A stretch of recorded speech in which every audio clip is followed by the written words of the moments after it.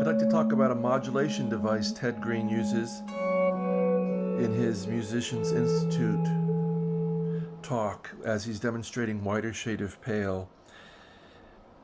I did a little video on Whiter Shade of Pale this morning and then got to listening to Ted's demonstration on YouTube and decided to transcribe this modulation that I've always been curious about. That's something that you can do. If you hear a line that you really like, just sit and take the time to figure it out.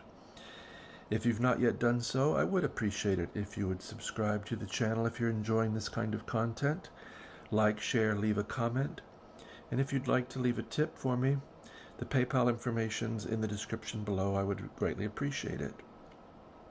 So here we're doing a 3, 6, 2, 5 in D flat. So that would be F, B flat, E flat, A flat, and normally we would go to D flat. So what's going to happen is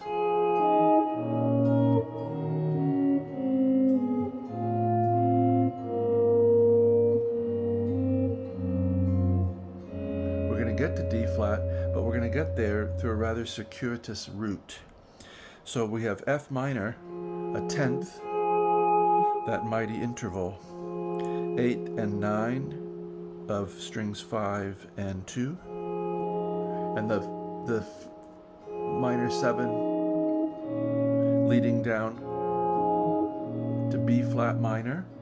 Here I'm catching 6th fret of the 6th frets of the 6th and 3rd strings. And then I'm getting this outer B flat here on the 1st string. So it's 3 notes, but I'm getting them all with a bar. Then we do nearly the same move from F minor, same deal, E flat minor 7, 6, 7, and 6, E flat, G flat, D flat. Now we get A flat 7, A flat and C, 4 and 5 on string 6 and 3, and again we're getting the outer A flat on the 1st string.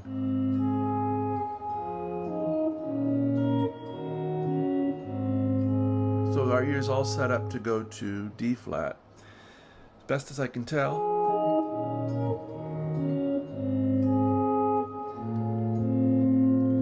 somehow we switch to an F chord in 1st inversion. And this is going to lead to a little cycle back down to D flat 1st inversion.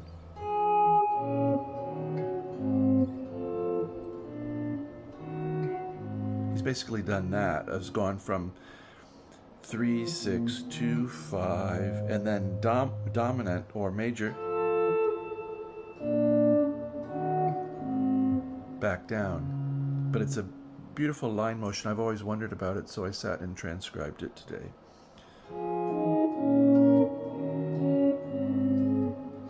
So here's a full F over A with that important F note, which would have been part of our D flat chord. So a little substitution there. A, F, C, F, 5, 3, 5, 6. And then we get this B flat 7 chord, 4, 3, 3, 6. And here he's not playing many notes. I'm giving you the full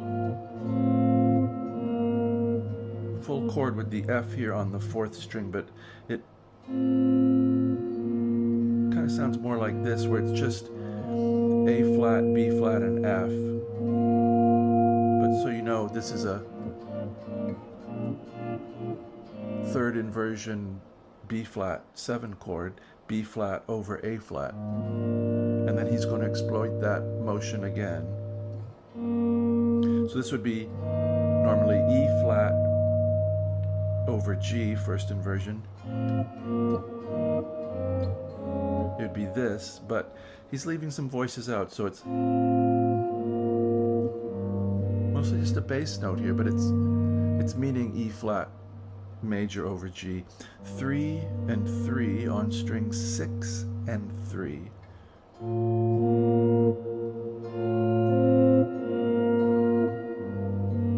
That more or less is the sound. If you want the full chord, it's here.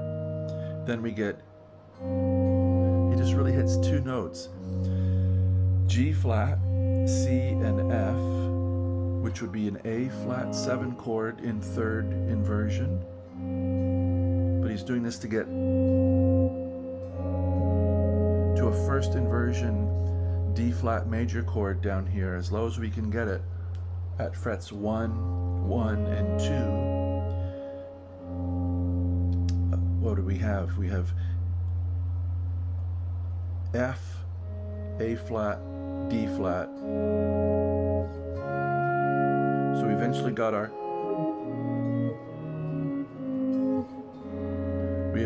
our resolution, but it came after another little cycle. So now these are the chords that are rather interesting and more or less, I don't know, reminds me of Prokofiev or Rachmaninoff, those kinds of ambiguous harmonies. So we're going to go from D flat major over F, 1st inversion. This is E flat minor over G flat, G flat, E flat, B, 2, 1, 3, and then that becomes E flat 7 over G, so the bass has walked right up.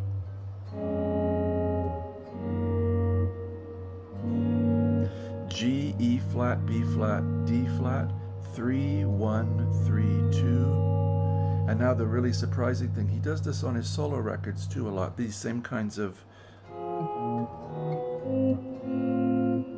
pulling up. It's also in the song, it's Waltz for Debbie.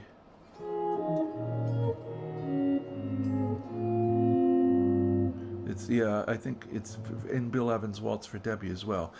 D flat, E flat minor over G flat, E flat 7 over G, and then, really surprising, A major over E. And he's done this to get out of the key of D flat and into the key of A. So, I guess all hinging on that D flat note.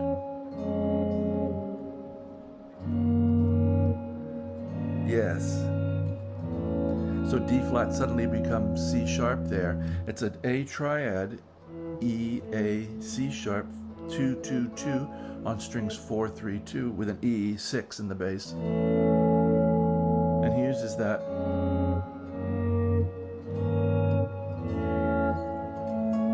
And then he starts coming down in A.